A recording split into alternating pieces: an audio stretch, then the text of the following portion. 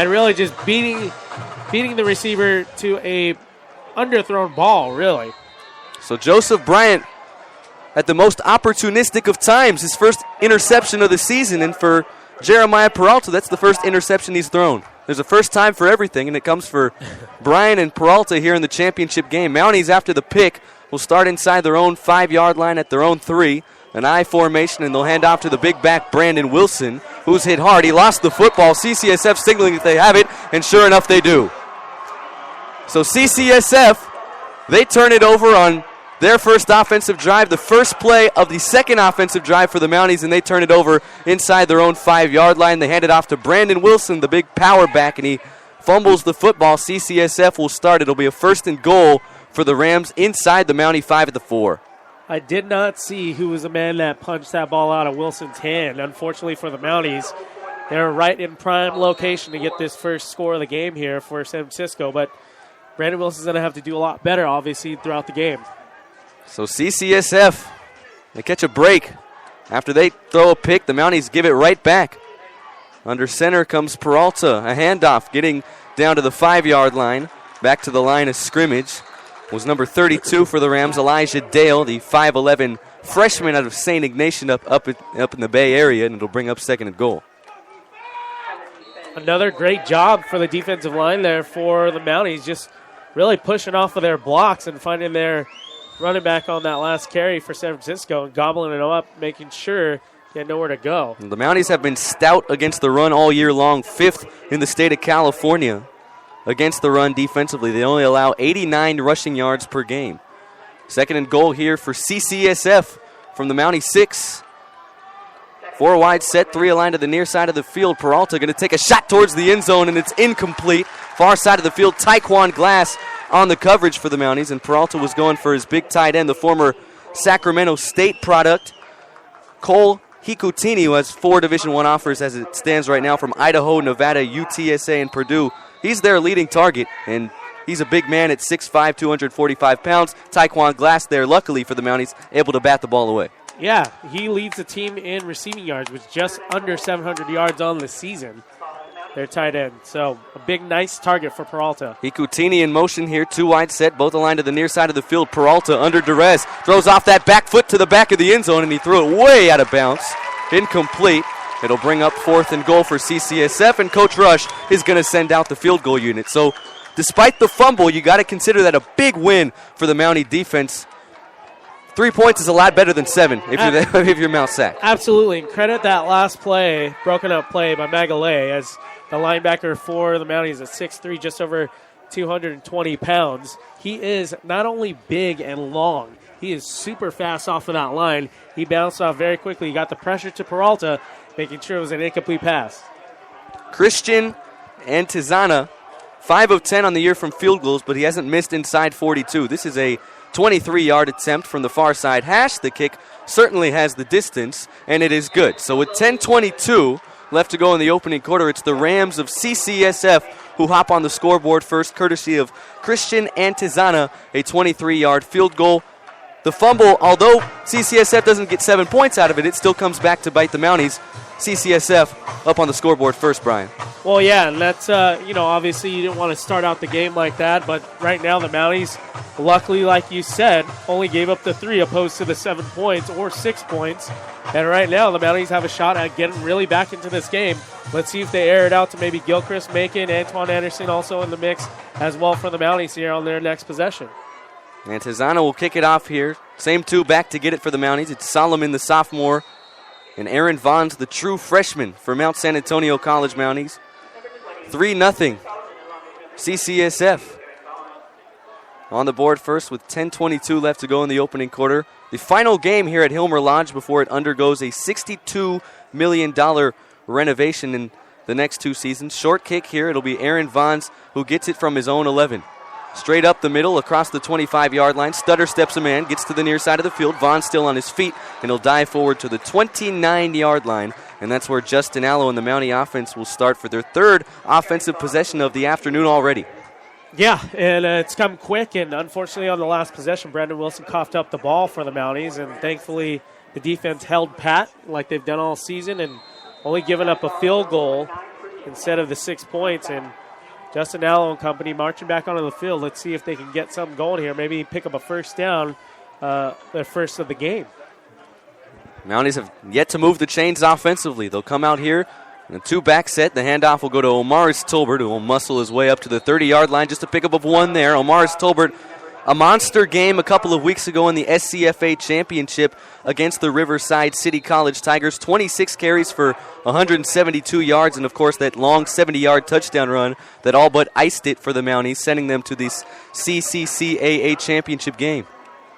Omaris Tolbert really emerged from the beginning of the season, a man who fumbled twice in the opening win over City College of the Canyons. As Allo here on a 2nd and 9 will overshoot Isaiah Manley, the intended target, to the far side of the field. And once again, the Mounties are plagued with a 3rd and long. And that came quick. And, this defense is tops in the state for a reason. They're led by Tavita Fa'u, the sophomore, 47 tackles, 14 and a half sacks on the season as well. He has offers right now from Texas State. Another 3rd and long for the Mounties, 3rd and 9.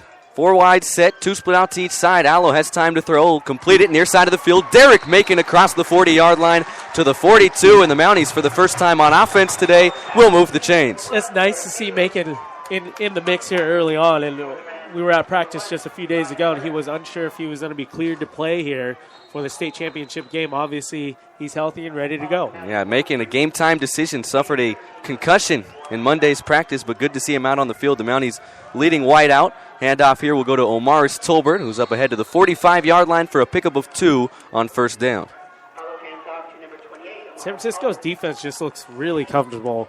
They're getting nice pushes off of their blocks as well, and just really swarming to either Tolbert or Wilson, whoever has the ball. It looks like, they just they play off of each other. Coach Jastrab told us in practice earlier this week that this is probably the best defensive front that the Mounties have seen all season long. 2nd and 8 here. Allo designed quarterback run, and that play blown up in the backfield. CCSF tackles Justin Allo for a loss of 3, and it'll bring up 3rd and 11. San Francisco, like I said, just looking comfortable. That was Nehemiah Mitchell, the sophomore, who's a Vanderbilt commit.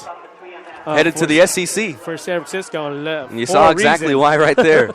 3rd and 11 for the Mounties, who trail 3-0 here in the opening quarter from Hilmer Lodge. 8:24 left to go. Allo going to pump fake, fire over the middle, incomplete, and there's the flags. Derek Macon was the intended target. There were 2 CCSF Rams in the secondary there to blanket him, but some contact was made. That's probably going to be a PI against CCSF and give the Mounties an automatic first down. That was McGee Jackson in on the coverage on Macon, the DB, 6'1", 180, out of McLeod's High School.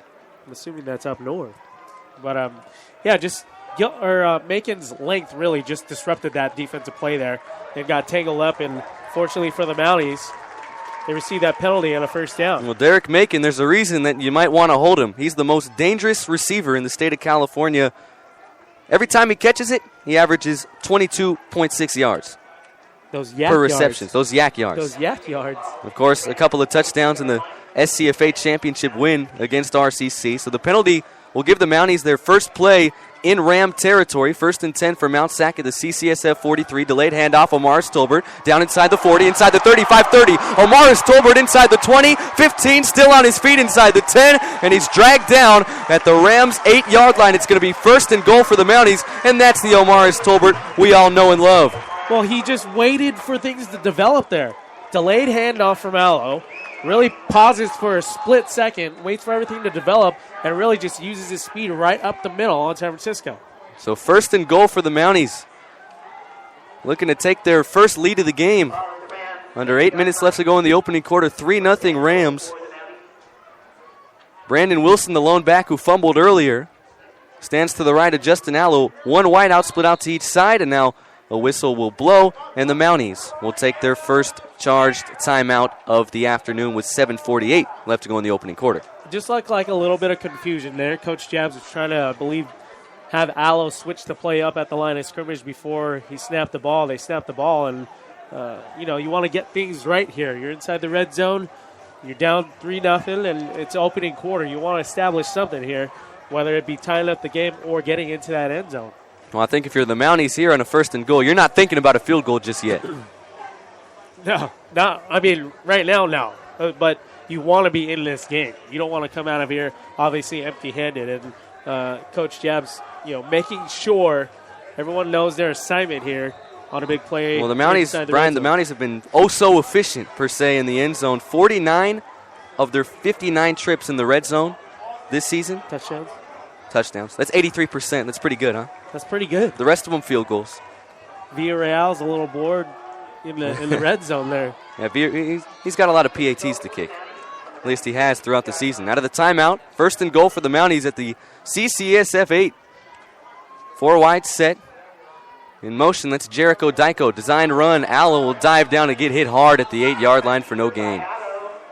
A nice job there by the Rams defense. They really gobbled him up, made sure he had nowhere to go. Former University of Hawaii transfer, and he's comfortable running on the field right there. He looked very uncomfortable because of that swarming defense. So now second and goal for the Mounties. Allo actually lost a yard there from the 9-yard line now. Allo, a pretty good runner, averages 4.5 yards per carry, but CCSF was all over that design QB run there. The snap is back on a second and goal. Allo going to take a shot, but he threw it behind Macon. Incomplete, now third and goal. See if they go back to the run game here, Chris, on a 3rd and 9 to get into the end zone. If anything, a delayed handoff to Amaris Tolbert, because that was the only effective run of the game so far for the Mounties offense. Third and goal. CCSF looking for a big stop to limit the Mounties to a field goal attempt. 2 wide set for Mount Sac, both aligned to the far side of the field. 2 tight ends in the formation with the Mounties as well. The lone back, Amaris Tolbert. Allo will take a shot towards the end zone, and slipping and falling was the intended target, Gilchrist, to the far side of the field. The pass was batted away by the safety there, Isaiah Montai Jr., and the Mounties will be forced to, at the very least, try and tie this one up. Well, unfortunately, we had a pretty big storm come in last night, and the field is a little spongy down there. It is. Gilchrist never really getting his feet set to really jump up to catch that ball. And unfortunately slipped. Yeah, Gilchrist, the big 6'6" target, the former Florida Atlantic Owl. Most of the times he catches those balls up for grabs in the end zone. Instead, the Mounties will have to settle for a 26-yard attempt for Alberto Villarreal, and he knocks it through the uprights. So it's 6:59 left to go in the opening quarter. We're all knotted up at 3 here in the California State Championship game between the CCSF Rams and the Mounties of Mount San Antonio College. We talked about the big win for the Mounties defensively when the Rams started off with a first and goal inside the Mountie 5. That was a big win for the Rams defense, stopping the Mounties. Yeah, absolutely. And Nick and Mountie Man and I talked about it in pregame, how in the first quarter we're probably going to see a low-scoring game and a lot of punts. So far, it's a low-scoring game in effect here at Hilton Lodge Stadium.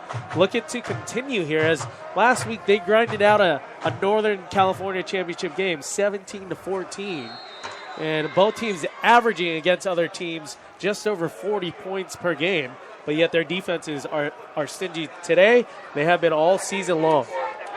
We're all tied at 3, 6:59 left to go in the opening quarter. Alberto Villarreal will kick it off for the first time this evening. Back deep to get it is Deshundrius Tribble, who travels his way across the 15, across the 20, breaks a tackle, and he's tagged down right there.